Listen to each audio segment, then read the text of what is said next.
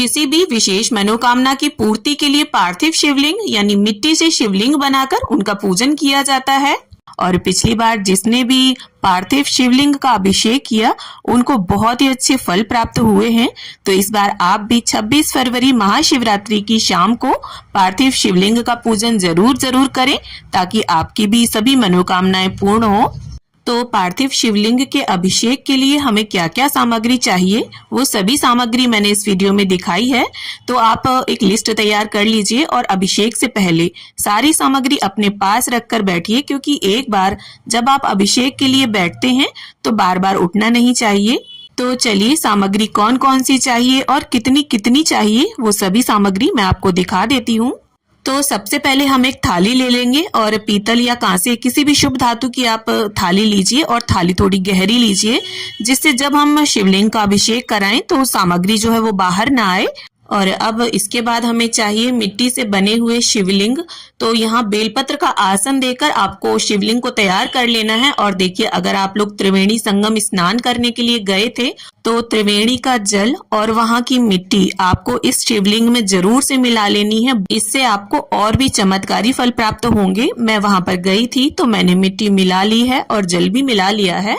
अब इसके साथ ही हम दूसरी थाली तैयार करेंगे। तो इस थाली में हमें सबसे पहले रखना है 1 लोटा शुद्ध जल। तो तांबे के पात्र में आप जल भर लें और थोड़ा सा अतिरिक्त जल भी आप अपने पास ही रखें, जिससे अभिषेक के समय जल कम ना पड़े। और इसके बाद दूसरी वस्तु हमें लेनी है पंचामृत। तो यहाँ पर मैंने पांचों चीजों को एक साथ मिक्स कर लिया है। आपको थोड़ी थोड़ी पांचों चीजें भी साथ में रखनी है, दूध, दही, घी, शहद और शक्कर। अब इसके साथ ही तिलक करने के लिए यहाँ हमें लेना है पीला चंदन। और इसके साथ ही थोड़ी रोली रख लेंगे हम माता पार्वती को और गणपति जी को तिलक करने के लिए। और इसके साथ ही यहाँ देखिए हमें लेने हैं 21 दाने गेहूं के। तो 21 दाने आप देखकर गिनिए और गेहूं कहीं से भी टूटा फूटा या खंडित नहीं होना चाहिए, बिल्कुल साबुत होना चाहिए।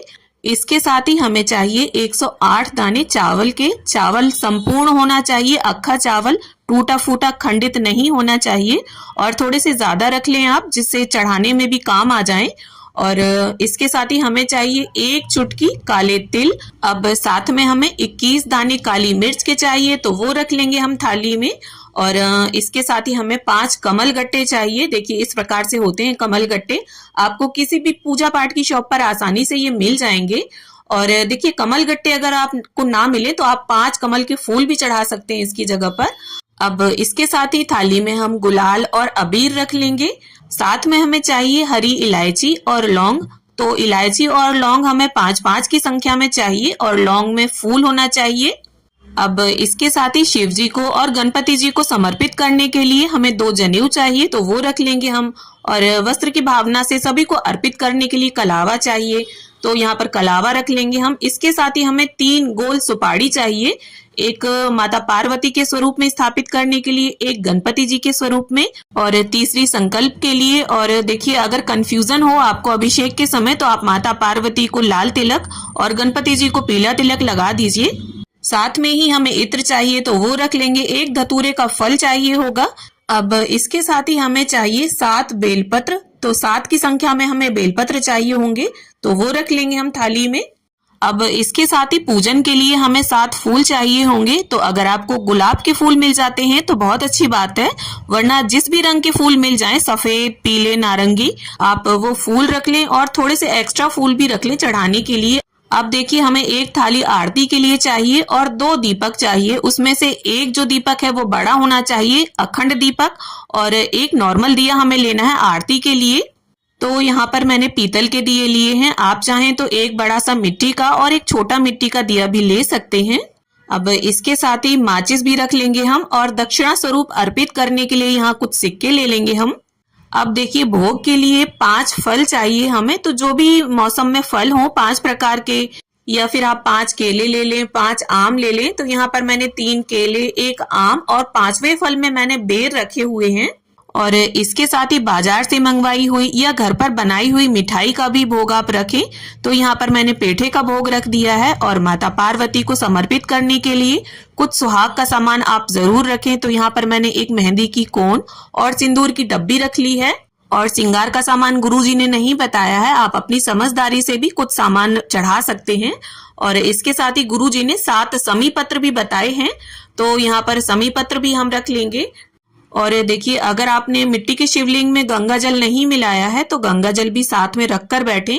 तो इस प्रकार से ये वो टोटल सामग्री है जो 26 फरवरी महाशिवरात्रि की शाम को पार्थिव शिवलिंग के पूजन के लिए हमें चाहिए। और देखिए, श्रावण मास की जो महाशिवरात्रि आती है उसमें गुरुजी अभिषेक करवाते हैं ऑनलाइन, और फाल्गुन मास की महाशिवरात्रि में गुरुजी अभिषेक शायद ना ही कराएं, पर महाशिवरात्रि के दिन पार्थिव शिवलिंग का अभिषेक तो होना ही चाहिए। तो आप पिछली विधि से भी अभिषेक कर सकते हैं। अपनी मनोकामना की पूर्ति हेतु और चमत्कारी फल प्राप्त करने के लिए आप पिछली बार की वीडियो को देखकर भी उसी विधि से अभिषेक कर सकते हैं। और देखिए, अगर आप प्रयागराज से कोई विशेष वस्तु लेकर आए हैं तो उसे भी पूजन में जरूर रखें। जैसे मैं रुद्राक्ष लेकर आई हूँ, तो अभिषेक करते समय मैं शिव जी के पास ही इन रुद्राक्षों को रख दूंगी, जिससे जब हम मंत्रोच्चारण द्वारा शिवलिंग का अभिषेक करेंगे तो ये रुद्राक्ष भी अभिमंत्रित हो जाएंगे। तो आप भी विशेष मनोकामना और चमत्कारी फलों की प्राप्ति हेतु 26 फरवरी महाशिवरात्रि के दिन पार्थिव शिवलिंग का अभिषेक जरूर करें। और इस वीडियो को उन सभी तक शेयर करें जिसे पार्थिव शिवलिंग अभिषेक सामग्री लिस्ट की जरूरत है। तो मिलती हूँ आप सभी से एक नए वीडियो में, तब तक के लिए ओम नमः शिवाय।